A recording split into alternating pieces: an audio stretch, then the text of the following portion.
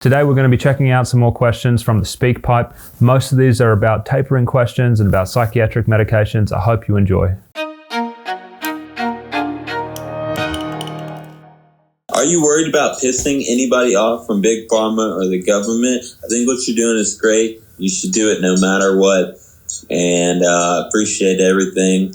I follow your YouTube channel closely. Thank you. Yeah, I am worried about pissing off, the medical licensing board, or I guess the other powers that be out there.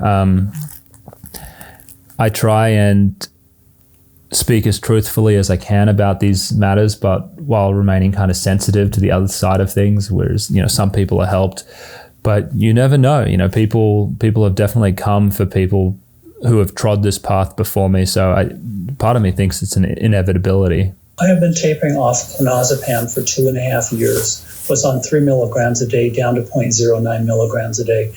A very hard, difficult taper. I was put on low dose naltrexone for chronic low back pain. About 3-4 days after taking the medication, a lot of the intense symptoms of my withdrawal returned. And by day 8, I was having the worst anxiety and other problems related to this drug. Will I have a recovery from this setback? A lot of these questions are hard for me to answer, without the full context, but I've got two ways of looking at this. One is it was caused by the low dose naltrexone, and two, you're just having a wave. And so if it was caused by the low dose naltrexone, and it's possible that it was, people with protracted withdrawal, which I'm assuming you have because you said that it's been a very difficult taper, tend to respond stronger to medications and have abnormal reactions to it. And so if you remove that insult, that medication away, hopefully your nervous system will settle down and you'll stabilize again. That would be my expectation. Also, if this actually had nothing to do with the low dose naltrexone and you just experienced a wave, which is possible, then my expectation would be that the wave will eventually settle down. Usually they last between 2 weeks to sometimes 2 months. And so I would expect you to recover. If you have a protracted withdrawal injury, I always expect that my patients recover because that's just what I see. It's not progressive. So you should remain hopeful. Hi, I developed systemic blood pooling in the extremities of my hands and feet since withdrawing from psychiatric meds. When the flare happens, veins become engorged with blood and I get a burning sensation at the soles of my feet.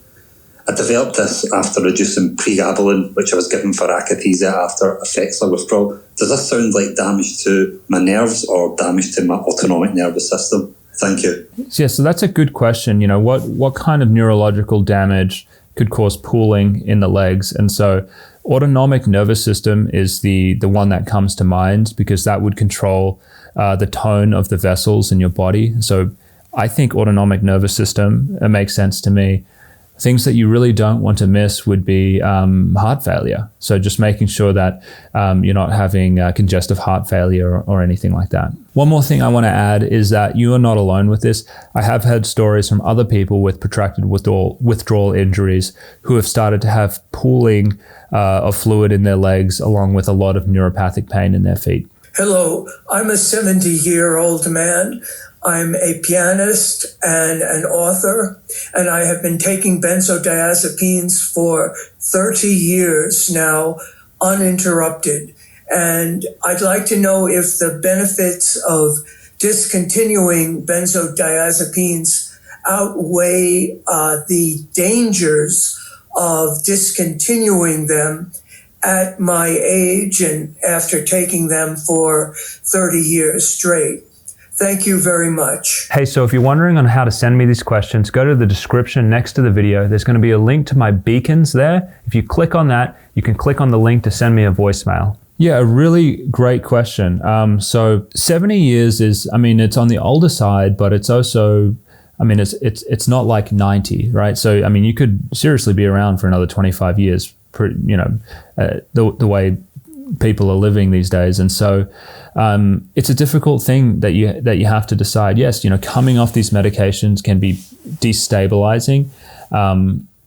And you could potentially go another 25 years without any problems. And so that decision's kind of difficult. And it's a personal one, which you'll have to make.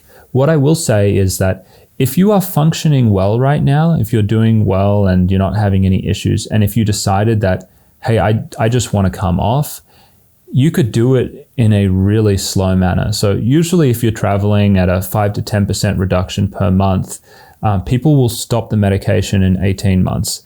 If you're functioning and you just want to taper and be really gentle to your nervous system, you might actually decide that you want to taper over, 6 years, something like that, times the amount by 4 and just come down really gradually. You might even come down to, half of your dose or a third of your dose and then feel like you're having some withdrawal, and then you'll just stop there. And that's okay as well. So if you're older and you want to mitigate the risks, mitigate against having a protracted withdrawal injury, you could stay on, which is totally okay, or you could taper at a much slower rate. I am asking this question from Assam. I was prescribed 0.5 mg of clonazepam or clopin, as you can say, around 4 months back. I am on continued dose of 0.25 mg every day. Now I have tapered it down to 0.125 mg. How should I come off?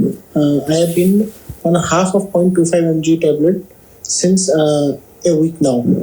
So the way I would do this, if I was you, is if you have access to a compounding pharmacy, I would, split the Clonazepam into 3 different doses, into 3 times a day dosing, and I would get it compounded into a liquid, and then I would do a micro taper. I would remove a little amount every single day. And so that's one way of doing it with a compounded liquid. You could also do a water titration method with milk. Some people will dissolve Clonazepam in milk because it's more soluble, and they'll do a water titration. If you wanted to do the compounded liquid, we have videos coming out on this channel. They're probably already out by the time you're going to see this, which are going to go fully in detail about how to do a liquid compounded taper, which you may find really helpful. If we don't have a video up yet about the water titration method, go to the Benzo Information Coalition website and look for water titration, and there's going to be a video on there on how to do it. But we're also going to have a video on that on our channel coming up soon, but it may be another month or so. At one time I was at 40 milligram of LexaPro, had to wean down 5 milligrams. Now I'm on 10 milliliters. I started weaning down from March of this year. I am on 8.8 as of now. But I'm having neck issues, lower back issues, very bad, vision issues. Any way I can do better, I can barely move and walk. My life is really miserable, non-stop crying, no appetite at all, daily. That's awful. I'm sorry to hear about how much you're suffering. If it sounds like it's hard for me to know whether how you're feeling now is new or whether you've been kind of doing your taper while pushing through all of these symptoms. If these are newer symptoms that are coming up now that you're down to below 10 milligrams of the LexaPro, your body is likely telling you that you need to slow down. You need to do smaller reductions. And so you may need to change the concentration of your liquid so it's more dilute and you can do smaller reductions. Or you may just need to hold for a few months to wait until things settle and then keep on proceeding. What's your opinion on reinstating antidepressants after going through some withdrawal? It depends how long you've been in withdrawal from, because there's 2 things that could be going on. You could be having acute withdrawal or protracted withdrawal. And then also, if you're in acute withdrawal, how you would reinstate is determined by how long you have been off the drug or dropped down on the dose. And so in general, the longer you have been in that state of withdrawal, the more gradual you're going to bring the medication up. And if you check out this video right here, which is on the top 5 things you should know when you're planning your taper, step 1 goes into that in great detail.